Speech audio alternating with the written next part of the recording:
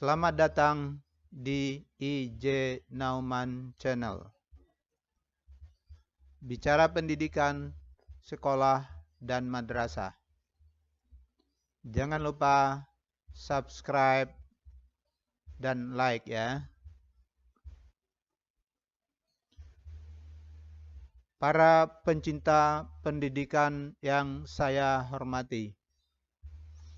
Pada kesempatan kali ini kita akan berbicara tentang kurikulum sekolah, khususnya tentang kurikulum Merdeka Belajar atau yang lebih populer disebut dengan kurikulum Merdeka. Para pencinta pendidikan yang saya hormati, akhir-akhir ini masyarakat kita banyak bicara tentang perubahan kurikulum, terutama setelah adanya pandemi COVID-19. Perubahan kurikulum menjadi pembicaraan terutama di lingkungan persekolahan dan juga di luar persekolahan. Para orang tua, peserta didik, masyarakat, dan pencinta pendidikan umumnya sudah mulai mengenal atau diperkenalkan dengan sebutan kurikulum merdeka. Cuman banyak juga yang bertanya-tanya, kok kurikulum itu diganti lagi? Mungkin ada yang berpikiran positif, tapi mungkin perlu juga diberikan penjelasan mengapa kurikulum itu diganti.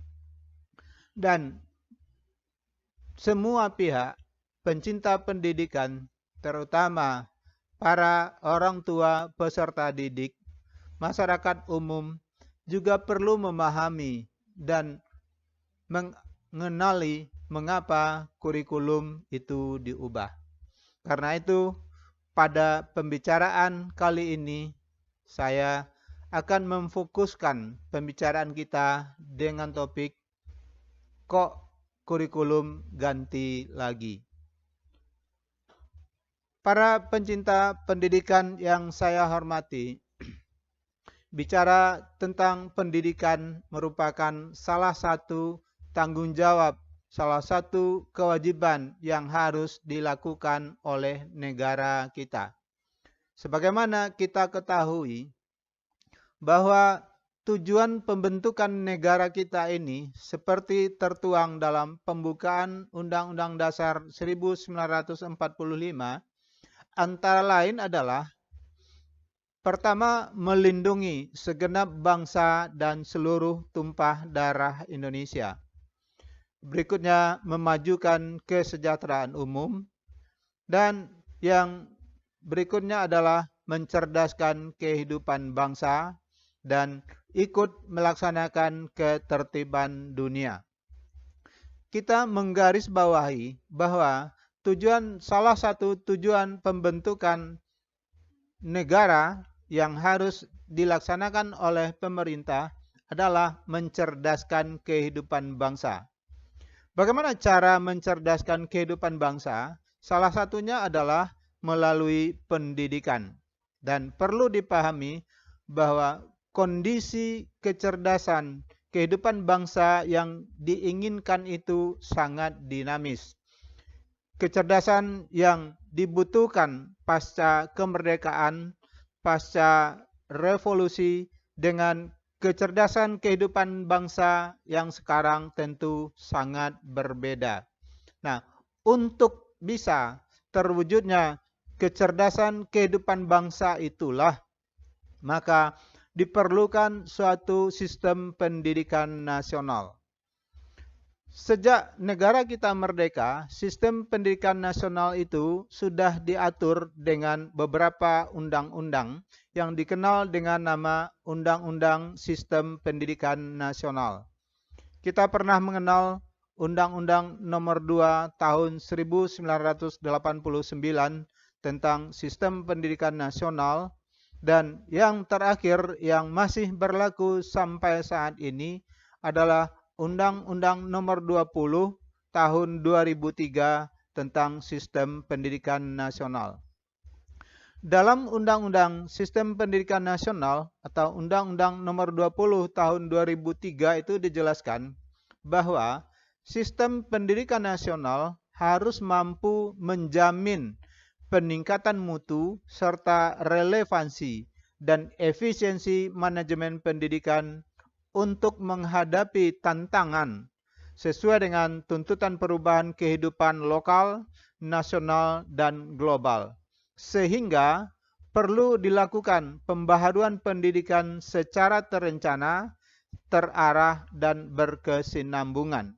Artinya, memang undang-undang mengamanatkan bahwa sistem pendidikan nasional kita ini perlu dilakukan pembaharuan, perlu dilakukan penyempurnaan-penyempurnaan secara terencana, secara terarah, dan berkesinambungan. Tentunya tidak terlepas dari tujuan pembentukan negara tadi yang salah satunya adalah mencerdaskan kehidupan bangsa. Nah, untuk penyesuaian kondisi kecerdasan kehidupan bangsa yang dibutuhkan itulah maka perlu dilakukan pembaharuan pendidikan secara terencana dan terarah. Nah, salah satu manajemen pendidikan yang perlu dilakukan pembaharuan yang juga memegang peranan penting dalam pelaksanaan pendidikan itu, dalam manajemen sistem pendidikan nasional itu adalah yang berkaitan dengan kurikulum. Nah, kurikulum itu adalah seperangkat rencana dan pengaturan. Jadi saya ulang, dalam Undang-Undang Nomor 20 Tahun 2003 tentang Sisdiknas dijelaskan bahwa kurikulum itu adalah seperangkat rencana dan pengaturan mengenai tujuan, isi, dan bahan pelajaran serta cara yang digunakan sebagai pedoman penyelenggaraan kegiatan pembelajaran untuk mencapai tujuan pendidikan tertentu. Nah, jadi kalau kurikulum itu diubah, maka yang diubah itu artinya adalah seperangkat rencana dan pengaturan. Jadi yang diubah itu adalah rencana dan pengaturan mengenai apa? Mengenai tujuan, mengenai isi dan bahan pelajaran, serta cara yang digunakan sebagai pedoman penyelenggaraan kegiatan pembelajaran untuk mencapai tujuan pendidikan tertentu. Para pencinta pendidikan yang saya hormati, kalau kurikulum itu diubah, tentu dalam rangka penyesuaian dengan kondisi kekinian. Nah, sekedar mengulang ingatan kita semua bahwa kurikulum persekolahan di negara kita, sejak negara kita merdeka, tentu sudah memiliki beberapa macam kurikulum.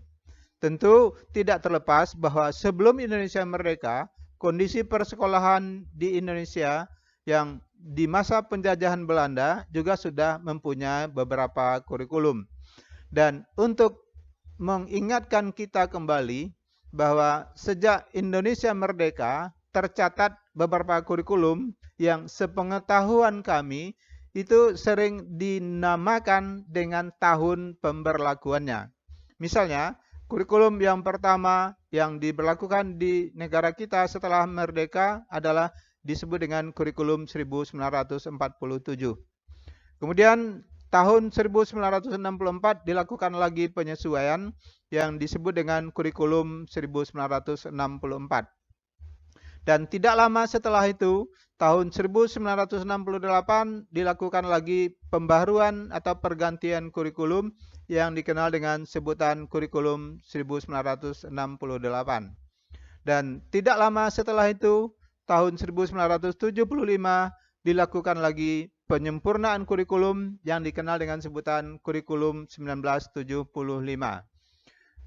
Dan pada tahun 1984 terjadi lagi penyempurnaan kurikulum yang disebut dengan kurikulum 1984. Dan pada tahun 2004 diperkenalkan lagi penyempurnaan kurikulum yang disebut dengan kurikulum 2004 yang lebih dikenal dengan sebutan kurikulum berbasis kompetensi atau KBK. Dan tahun 2013 KBK itu disempurnakan lagi menjadi kurikulum 2013. Dan insya Allah tahun 2024 nanti secara nasional akan diberlakukan lagi kurikulum yang sudah mulai diberlakukan tahun ini secara berjenjang yang disebut dengan kurikulum merdeka atau boleh juga kita beri nama dengan kurikulum 2022. Nah, Bapak dan Ibu pencinta pendidikan yang saya hormati, tentu selama beberapa tahun sejak kita merdeka ini, setelah 77 tahun Indonesia merdeka, kita telah menggunakan beberapa nama kurikulum yang pada intinya tentu adalah dalam rangka mencapai tujuan pendidikan yang kita sebutkan tadi. Dan tentu tidak terlepas dari penyesuaian-penyesuaian dengan kondisi kekinian. Nah, seperti tadi sudah kita lihat bahwa kurikulum itu adalah seperangkat rencana dan pengaturan. Jadi, kurikulum itu adalah pengaturan perencanaan tentang tujuan pendidikan, tentang isi pendidikan, dan bahan pelajaran serta cara yang digunakan. Kegunaannya adalah sebagai pedoman penyelenggaraan kegiatan pembelajaran untuk mencapai tujuan pendidikan tertentu. Nah, ini diterakan dalam Undang-Undang Nomor 20 Tahun 2003. Nah, para pencinta pendidikan yang saya hormati, secara teoritis tujuan pendidikan itu bisa dibedakan berdasarkan jenjangnya. Ada yang disebut dengan tujuan pendidikan nasional, itu tujuan yang ingin dicapai secara nasional yang dirumuskan dalam Undang-Undang Nomor 20 Tahun 2003 tentang Sistem Pendidikan Nasional. Kemudian di bawahnya bisa juga ada tujuan pendidikan yang disebut dengan tujuan institusional. Itu tujuan pendidikan yang ingin dicapai sesuai dengan jenjang pendidikan tertentu. Seperti kita mengenal ada pendidikan dasar, ada pendidikan menengah, dan ada pendidikan tinggi. Nah, berikutnya bisa juga dikenal ada tujuan kurikuler, yaitu tujuan yang ingin dicapai sesuai dengan mata pelajaran atau pokok atau materi-materi mata pelajaran tertentu. Dan yang lebih kecilnya lagi adalah tujuan pembelajaran yang yaitu tujuan yang ingin dicapai sebagai bagian dari mata pelajaran tertentu sesuai dengan pokok bahasan atau pertemuan-pertemuan yang sudah dijadwalkan. Para pencinta pendidikan yang saya hormati, berbicara tentang tujuan pendidikan nasional, itu jelas dicantumkan bahwa tujuan pendidikan nasional itu adalah berkembangnya potensi peserta didik agar menjadi manusia yang beriman dan bertakwa kepada Tuhan Yang Maha Esa, berakhlak mulia, sehat, berilmu, cakap, kreatif, mandiri, dan menjadi warga negara yang demokratis serta bertanggung jawab. Ini diterakan dengan jelas dalam Undang-Undang Nomor 20 Tahun 2003 tentang Sisdiknas atau tentang Sistem Pendidikan Nasional pada pasal 3. Nah, kalau dikatakan kurikulum itu berubah, apanya yang diubah? Kan kurikulum itu adalah seperangkat rencana dan pengaturan. Nah, apanya yang diubah? Terutama yang berubah itu adalah paradigma pembelajarannya. Seperti kita ketahui bahwa kurikulum pada awalnya, jadi mulai dari kurikulum 1947 sampai mungkin kurikulum 1975, itu materi-materi dan tujuan-tujuan pendidikan itu lebih bersifat sentralistik. Artinya semuanya diatur, ditentukan dari pusat pemerintahan. Sekolah atau daerah atau satuan pendidikan pada prinsipnya hanya melaksanakan apa yang sudah diatur itu. Nah, perubahan-perubahan berikutnya sesuai dengan perkembangan ilmu pengetahuan dan teknologi, kurikulum mengalami perubahan paradigma dari sentralistik ke desentralisasi.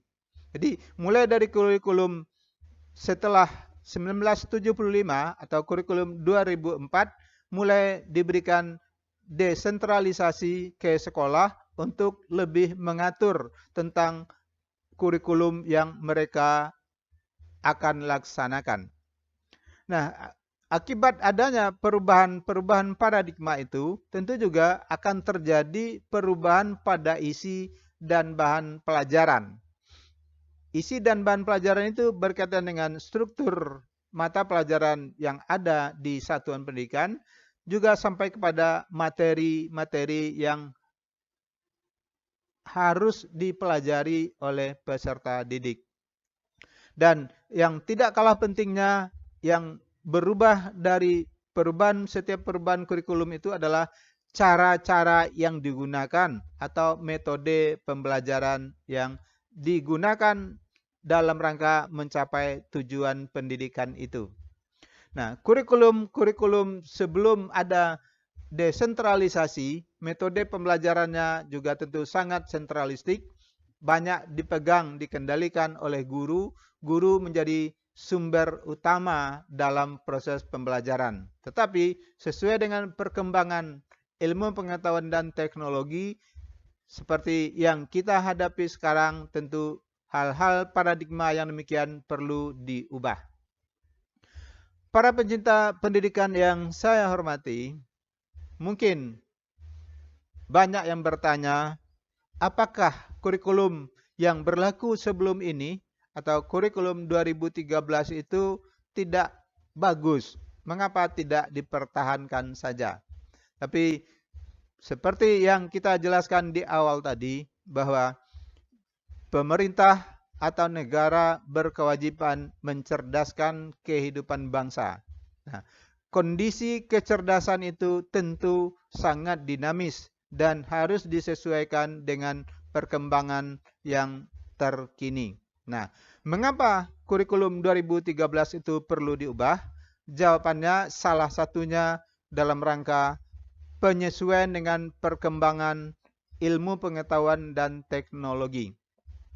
Sebagaimana kita ketahui bahwa ilmu pengetahuan dan teknologi sekarang sudah berkembang dengan pesat. Media komunikasi sangat cepat berubah.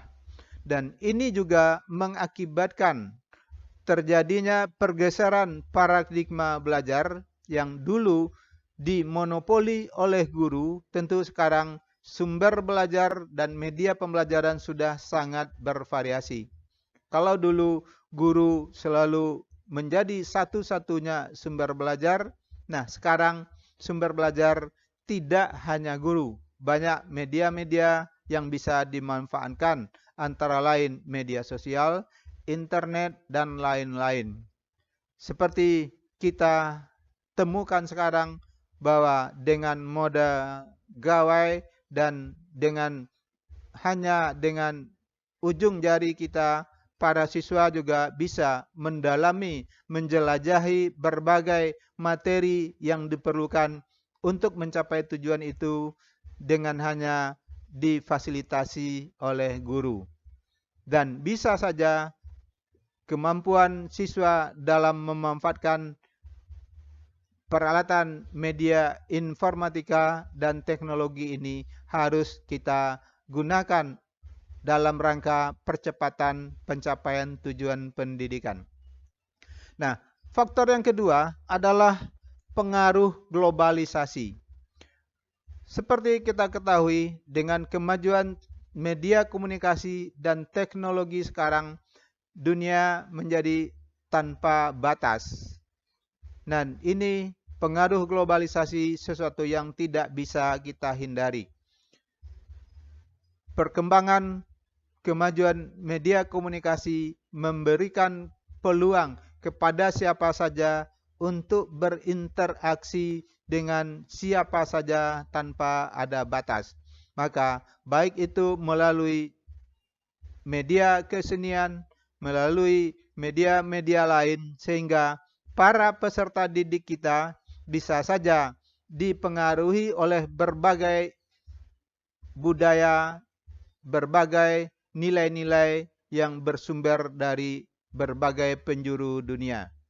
Salah satu yang dikhawatirkan tentu akibat banyaknya pengaruh-pengaruh yang masuk dan bisa diterima, diketahui, diserap oleh para peserta didik, tentu bisa saja kita khawatir akan terjadi para generasi muda kita ini akan kehilangan identitas kebangsaannya. Bisa jadi budaya mereka akan tercerabut dari budaya-budaya asli mereka. Pengaruh-pengaruh yang dari luar itu bisa saja menimbulkan mereka jadi kehilangan atau ragu-ragu dengan identitas budaya mereka. Walaupun kita adalah negara yang berbineka tunggal ika. Kita sebagai bangsa memiliki banyak variasi. Tentu perlu disatukan dalam sebuah identitas. Nah, maka perlulah dipertegas, diperjelas identitas atau profil pelajar yang kita inginkan. Dan inilah yang disebut dengan profil pelajar Pancasila.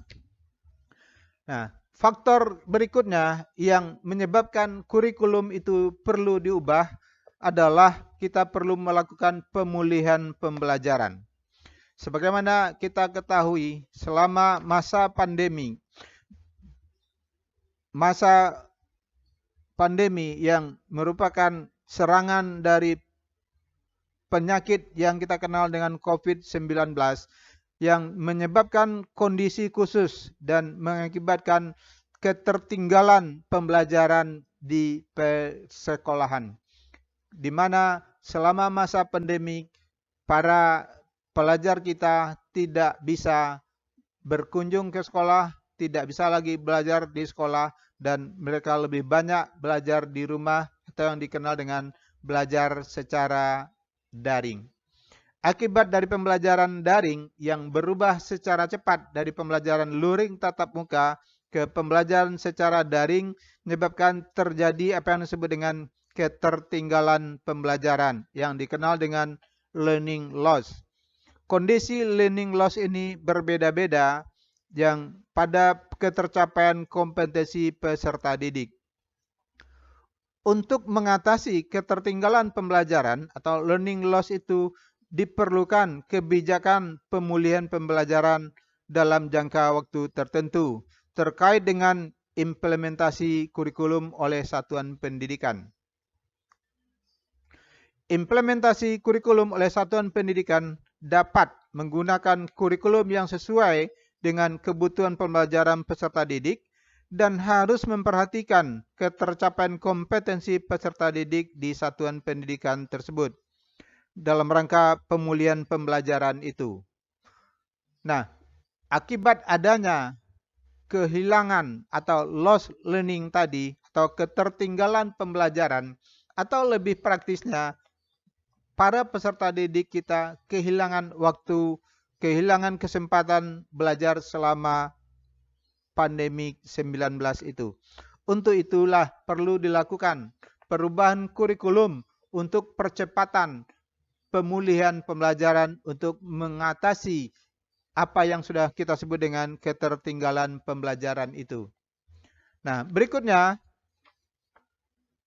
kurikulum itu juga perlu diubah untuk mengatasi apa yang disebut dengan crisis learning.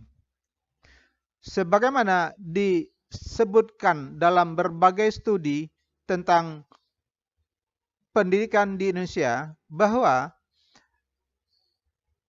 Indonesia telah mengalami krisis pembelajaran atau learning crisis yang cukup lama. Dalam buku tanya jawab tentang kurikulum merdeka, pada poin ketiganya dikatakan bahwa Studi-studi tersebut menunjukkan bahwa banyak dari anak-anak Indonesia yang tidak mampu memahami bacaan sederhana atau menerapkan konsep matematika dasar. Temuan itu juga memperlihatkan kesenjangan pendidikan yang curam di antara wilayah dan kelompok sosial di Indonesia. Keadaan ini kemudian semakin parah akibat merebaknya pandemi COVID-19. Untuk mengatasi krisis dan berbagai tantangan tersebut, maka perlu dilakukan perubahan yang sistemik, salah satunya melalui penyempurnaan kurikulum. Kurikulum menentukan materi yang akan diajarkan di kelas, karena kurikulum juga mempengaruhi kecepatan dan metode mengajar yang digunakan guru untuk memenuhi kebutuhan peserta didik. Nah, dalam rangka mengatasi krisis learning itulah, maka perlu dilakukan penyesuaian atau perubahan terhadap kurikulum 2013. Nah, apa bentuk perubahan yang ingin dilakukan, yang akan dilakukan itu? Jawabannya dari berbagai studi dan hasil kajian dirumuskanlah oleh Kementerian Pendidikan, Kebudayaan, Riset, dan Teknologi yang disebut dengan kurikulum merdeka atau kurikulum merdeka belajar. Yang pada masa-masa sebelumnya juga dikenal dengan sebutan kurikulum prototype atau kurikulum prototipe. Nah, kurikulum inilah yang diharapkan mampu mengatasi berbagai persoalan pendidikan yang dihadapi tadi, terutama untuk penyesuaian terhadap kemajuan ilmu pengetahuan dan teknologi, terutama khususnya dalam pemanfaatan media pembelajaran. Berikutnya juga dalam rangka memperjelas identitas profil pelajar yang diinginkan, yang dikenal dengan profil pelajar Pancasila. Dan juga untuk mengatasi apa yang terjadi dengan lost learning dan mengatasi krisis learning. Bapak dan Ibu, para pecinta pendidikan yang saya hormati, mungkin sedikit perlu kita kenalkan apa itu kurikulum merdeka. Nah, dalam banyak pembahasan sudah dijelaskan bahwa kurikulum merdeka itu adalah kurikulum dengan pembelajaran intrakurikuler yang beragam. Jadi, kalau kurikulum 2013 mungkin pembelajaran intrakurikulernya masih banyak didominasi oleh guru, maka pada kurikulum merdeka pembelajaran intrakurikulernya beragam. Pembelajaran intrakurikuler yang kita maksud adalah cara yang digunakan untuk mencapai tujuan itu boleh beragam. Sehingga diharapkan peserta didik memiliki cukup waktu untuk mendalami konsep dan penguatan kompetensinya.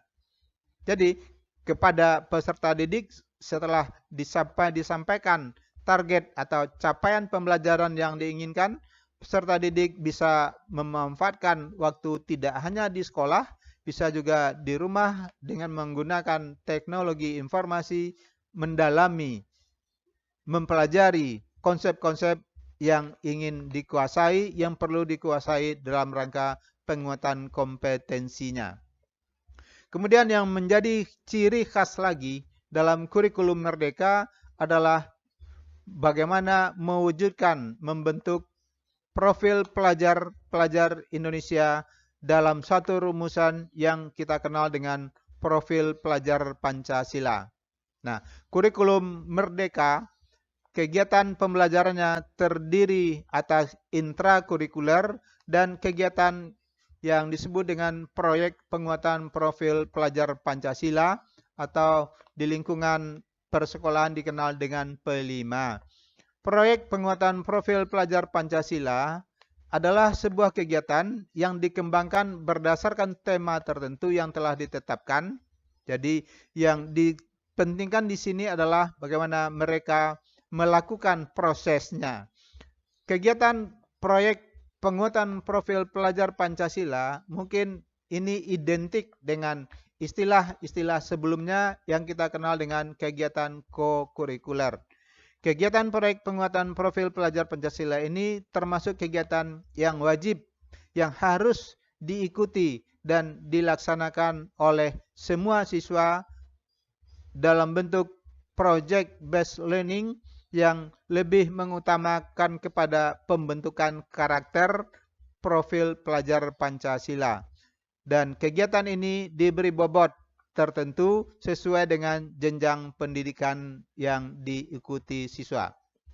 Nah, inilah ciri khas dari kurikulum merdeka itu. Saya ulang, ciri khas kurikulum merdeka adalah proses pembelajaran intrakurikulernya menjadi beragam. Beragam sesuai dengan kompetensi, sesuai dengan potensi yang dimiliki oleh siswa, baik minatnya, kemampuan belajarnya, kecepatannya, dan lain-lainnya, dan sesuai dengan penguasaan media pembelajaran yang mereka miliki. Dan ciri khas berikutnya adalah adanya proyek penguatan profil pelajar Pancasila untuk merumuskan mencapai profil pelajar Indonesia yang kita harapkan yang sesuai dengan misi, visi, dan cita-cita luhur Negara Kesatuan Republik Indonesia yang sangat majemuk ini. Pencinta pendidikan yang saya hormati, pembahasan lengkap tentang kurikulum merdeka ini mungkin akan saya sajikan pada video yang lainnya. Pencinta pendidikan yang saya hormati, demikianlah pembicaraan kita tentang mengapa kurikulum itu perlu diubah. Terdapat beberapa video saya tentang kurikulum persekolahan ini, juga tentang akreditasi sekolah, dan banyak video lain tentang pendidikan, tentang persekolahan, dan tentang madrasah. Saya ucapkan terima kasih pada para pencinta pendidikan yang telah menyaksikan video ini. Sekali lagi, jangan lupa untuk subscribe, untuk berikan like-nya, atau kalau perlu berikan komentarnya. Terima kasih dari saya. Salam pendidikan, Indra Jaya Nauman.